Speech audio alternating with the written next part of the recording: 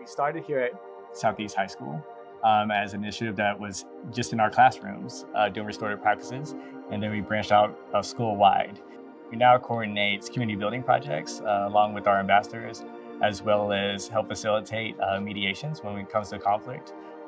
We also help influence different type of systems and plans that we have within the school when it comes to like how do we deal with discipline on a larger system basis. We have Rashawn here who's representing this 8th grade class that kind of spearheaded this movement that we have at KCPS.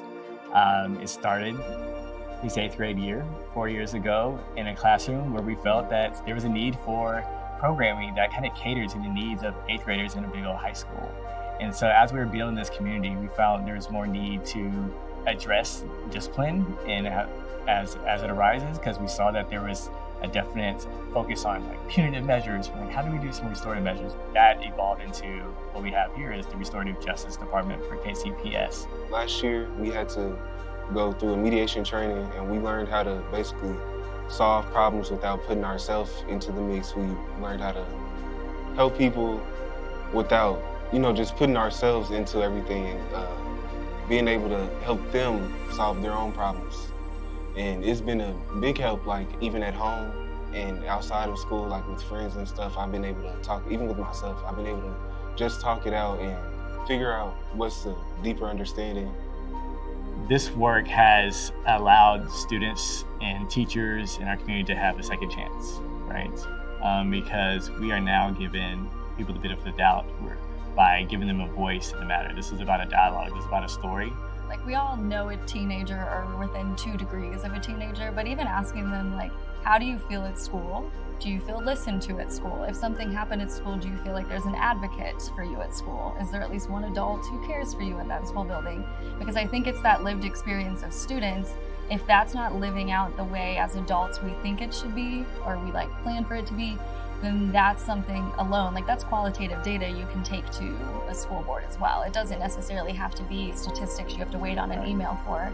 Our students can speak very well to their lived experience, and for a lot of them, school was not a safe place. They did not feel protected, they did not feel advocated for, and that ultimately isn't a fair experience for students. But there are times where, and we had this happen last week, this kid kept saying, I'm not gonna switch up my story. I'm not gonna switch up my story. Because originally he had said, I didn't engage in that fight. I'm not gonna switch up my story. And a whole point of our process is accountability.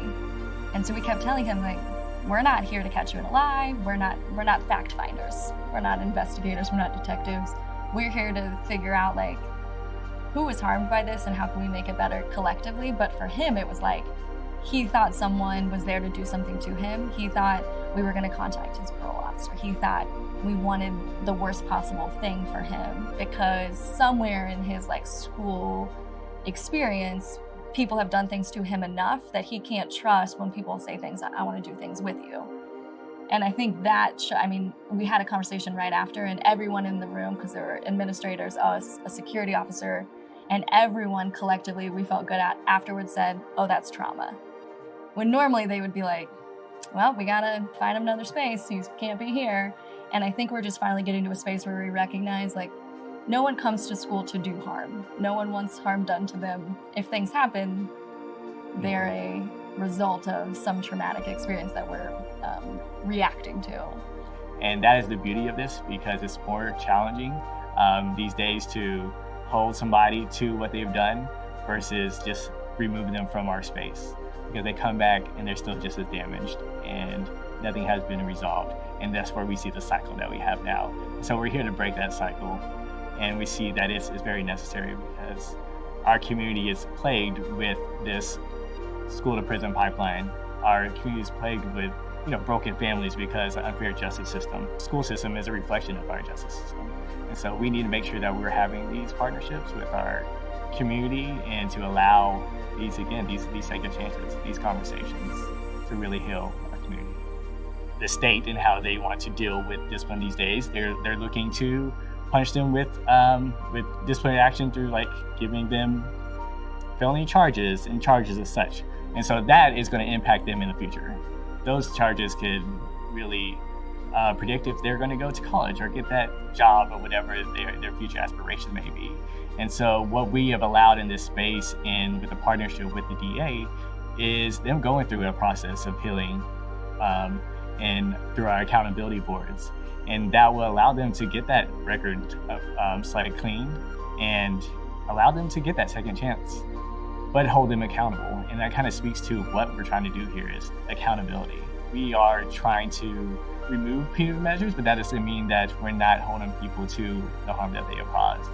I think oppression shows up in schools across the nation just because we've done school wrong, particularly in Missouri. Missouri has the 10th highest discipline discrepancy gap between Black and white students. And when you look at Kansas City, the gap is even worse. So in Kansas City, even though students, or in Missouri, even though Black students make up 14% of the population, they make up 41% of the discipline statistics. And so we talk a lot about, like, what does that mean for our teachers? Are our teachers trained in anti-bias training? Are they understanding trauma? Are they understanding how to speak to students to not trigger them? We want to see restorative practices throughout our city. In our classrooms, in our schools, we want restorative practitioners. These are from directors all the way to teachers that have those skills within their own classroom to build that healthy community. Outside of the school, we want our community to embrace the restorative culture, because as we talked about our criminal justice system that needs that same reform, and restorative practices applies everywhere we go, right? Just going back to this simple principles of restoring harm through understanding, through perspective, through storytelling, that is definitely necessary.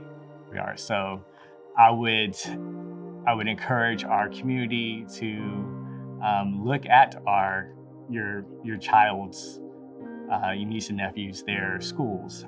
Are they doing restorative practices there? Infidelity, right? We are not here to say we need to stop expelling students, but are we holding them accountable as well, right? Because if our aim is not to repair harm, then we're just causing more harm.